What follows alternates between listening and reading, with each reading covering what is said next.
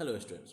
तो इस लेसन में हम लोग जो है अब एक बैक्टीरियल सेल को देखने वाले हैं।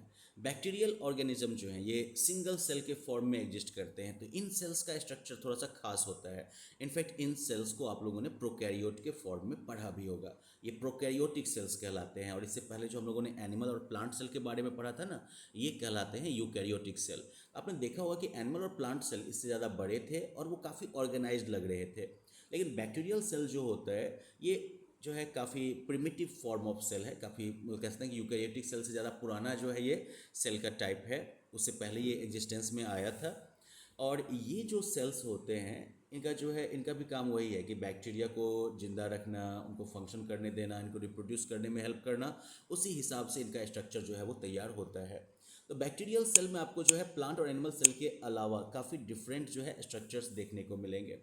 First of all bacterial cell जो है वो एक कैप्सूल के अंदर बाउंड होता है। ये आउटर मोस्ट लेयर हुआ, जैसे हम लोगों ने प्लांट सेल में देखा था ना सेल वॉल, तो यहाँ पर एक कैप्सूल जैसा जो है एक आउटर मोस्ट लेयर होता है जो कि बैक्टीरियल सेल को कई तरीक़ों से बचाता है। ये हार्मफुल मटेरियल्स को अंदर एंटर नहीं करने देता है। ओके, ये सेल को सूखने से बचाता है, यानी कि वाटर लॉस को मिनिमाइज करने का काम करता है। ओके,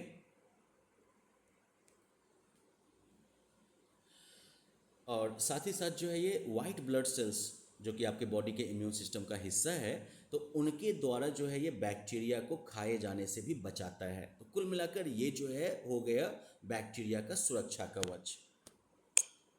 अब कैप्सूल के बाद let's talk about cell wall. ये सेकेंड प्रोटेक्टिव लेयर है जो कि बैक्टीरियल सेल को कवर करता है।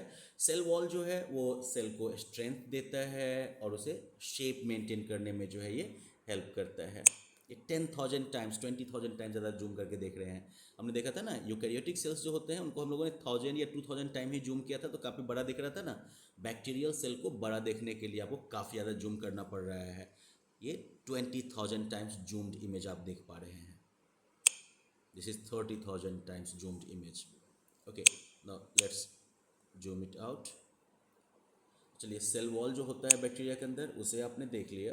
Now let's check out cell membrane. ये जो है एक प्रोटेक्टिव लिपिड बाइलेयर हुआ जो कि हर एक सेल को कवर करता है। हमने एनिमल सेल में भी देखा, प्लांट सेल में भी देखा। ये इस चीज़ को रेगुलेट करता है कि कौन सी चीज़ें सेल के अंदर आती हैं या जाती हैं। चलिए फिर से इसका जो है आप क्लोजअप देख लीजिए। राइट, तो इधर जो है इसका कैप्सूल हो गया, सेल वॉल हो गया, और उसके बाद ये आपका सेल मेम्ब्रेन का जो है क्लोजअप हो गया। Again its function is similar to what we saw in animal cells and plant cells, कि अनचार्ज पार्टिकल्स जो होते हैं वो डिफ्यूजन के जरिए जो है अंदर आ जाएंगे। चार्ज पार्टिकल्स जो हैं वो अंदर बाहर डिफ्यूजन के जरिए नहीं जा सकते, तो इसलिए उनके लिए ये प्रोटीन चैनल्स बने हुए हैं। कुछ प्रोटीन चैनल्स हैं जिसमें कि ट्रांसफ़र होने के लिए जो खुलते बंद होते रहते हैं। ऐसे प्रोटीन चैनल्स में जो है मॉलिक्यूल्स के ट्रांसफ़र के लिए एनर्जी का खर्चा जो है वो करना पड़ता है, जिसे एक्टिव ट्रांसपोर्ट कहते हैं। अब सेल मेम्ब्रेन हो गया, तो अब हम लोग जो है साइटोप्लाज्म में एंटर करते हैं। ये साइटोप्लाज्म जो है इसके अंदर सेल मेम्ब्रेन के अंदर जो भी चीज़ है ना, सब साइटोप्लाज्म का हिस्सा है यहाँ पर। इसी में जो है ऑर्गेनेल्स मौजूद होंगे। राइट, और ये साइटोप्लाज्म किस चीज़ से बना है? ये साइटोजोल से बना हुआ है जो कि जेली लाइक सब्सटेंस होता है। Now let's talk about cytoskeleton. ये जो है अगेन देखिए एनिमल सेल्स के कंपैरिजन में जो है या प्लांट सेल्स के कंपैरिजन में बैक्टीरियम का जो साइटोस्केलेटन होता है वो डिफरेंट होता है। ओके, ये जो है इंटरमीडिएट फिलामेंट्स और फिलामेंट्स से बना है जो कि एक्टिन और माइक्रोट्यूबुल्स की तरह दिखता है लेकिन है नहीं वो। और यही जो है इस सेल का साइटोस्केलेटन बनाता है। ये साइटोस्केलेटन जो है वो सेल के मूवमेंट में जो है हेल्प करता है और साथ साथ सेल को एक सर्टेन शेप भी देता है। तो आप देख सकते हैं, तो माइक्रोफिलामेंट से डिफरेंट दिख रहा है आपको ये structure. Right, let's zoom it out again. Now let's talk about flagellum. Flagellum जो है ये हेयर लाइक ऑर्गेनल है जो कि सेल को मूवमेंट में हेल्प करता है। जब ये फ्लैजेलम जो है, जब ये विप जैसा, चाबुक मारने जैसा जो है मूवमेंट जब करता है, तो बैक्टीरियल सेल जो है वो आगे की तरफ जो है ये मूव करता है। ह्यूमंस में जो है स्पर्म सेल्स में आपको ये फ्लैजेलम का स्ट्रक्चर जो है वो देखने को मिलेगा वैसे। अब हम लोग मूव करते हैं न्यूक्लियोइड पर। जहाँ हम लोगों ने एनिमल सेल्स में क्या देखा था कि न्यूक्लियस है, न्यूक्लियस के अंदर जो है आपका फिर क्या मौजूद है, डीएनए मौजूद है, राइट। तो यहाँ पर जो है एक कोई भी रीजन, यहाँ पर जो है कोई मेम्ब्रेन बाउंड जो है ऑर्गेनेल नहीं है जिसके अंदर की आपका जो है डीएनए मौजूद हो। ये बैक्टीरियल सेल के अंदर एक खास क्षेत्र हो गया, रीजन हो गया, जहाँ पर कि ज़्यादातर जेनेटिक मटेरियल जो है वो मौजूद रहता है। ओके। और न्यूक्लियोइड जो है इसके चारों तरफ कोई मेम्ब्रेन मौजूद नहीं होता है। ओके। तो न्यूक्लियर को आप देख सकते हैं, ये बस डीएनए का लंबा सा चेन है जो कि इधर उधर जो है फैला हुआ है, लेकिन ये किसी रीजन के किसी खास मेम्ब्रेन से जो है ये पैक्ड या बंधा हुआ नहीं है।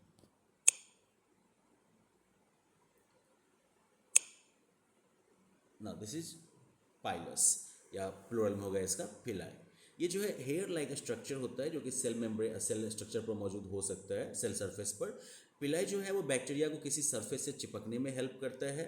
इसके अलावा कुछ पिलाई जो होते हैं वो बैक्टीरियल सेल्स के बीच में जो है डीएनए के ट्रांसफर में भी या जेनेटिक मटेरियल के ट्रांसफर में भी जो है हेल्प करते हैं। So you can remember this structure here. पिलाई या पिलस से आगे निकलते हैं और प्लाज्मिड पर मूव करते हैं। प्लाज्मिड जो है एक small circular piece of DNA यहाँ हो गया। ये जो है न्यूक्लियोइड के जेनेटिक मटेरियल से फ्री होता है। ओके। प्लाज्मिड्स जो है ये यूजुअली क्या करते हैं, इनमें वो जीन्स मौजूद होते हैं जो कि बैक्टीरिया को जो है सर्टेन एडवांटेज प्रोवाइड करते हैं, जैसे कि एंटीबायोटिक के अगेंस्ट रेजिस्टेंस पैदा करना। तो उसमें जो ये प्लाज्मिड है ना, ये हेल्प करते हैं उनको। तो plasmid is basically you can say a piece of DNA that is independent from nucleoid, right। और ये जो है यूजुअली अलग तरह के जीन्स हैं जो कि बैक्टीरिया को एंटीबायोटिक रेजिस्टेंस जैसे एडवांटेज प्रोवाइड करते हैं। Finally ribosome, the factory place, right. Ribosome जो है वो आपको पूरे साइटोप्लाज्म में दिखेगा और ये टाइनी स्ट्रक्चर्स हैं जो कि प्रोटीन सिंथेसिस का काम जो है वो करते हैं सेल में। तो क्लोजअप देख लें इनका अब हम। तो वही जो हम लोगों ने अभी तक एनिमल सेल्स में देखा है और प्लांट सेल में देखा है कि ये एमिनो एसिड्स का चेन तैयार करते हैं, जो बड़ा चेन जो है प्रोटीन बनता है, राइट। अब हम लोग यहाँ पर जो है कुछ टॉपिक एंड क्वेश्चंस का आंसर करने की कोशिश करेंगे। आप वीडियो को पॉज कर करके इन क्वेश्चंस का आंसर ट्राई कर सकते हैं।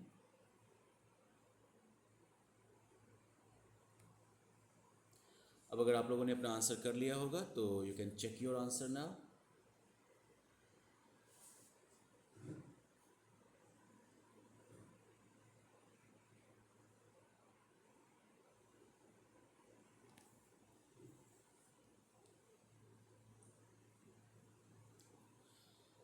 Alright, so that brings us to the end of this topic, जहाँ पर कि हम लोग डिफरेंट टाइप के सेल्स के इंटरनल स्ट्रक्चर को देख रहे थे और उन डिफरेंट पार्ट्स के फंक्शन को भी समझने की कोशिश कर रहे थे। Alright, so let's end the topic here. Thank you.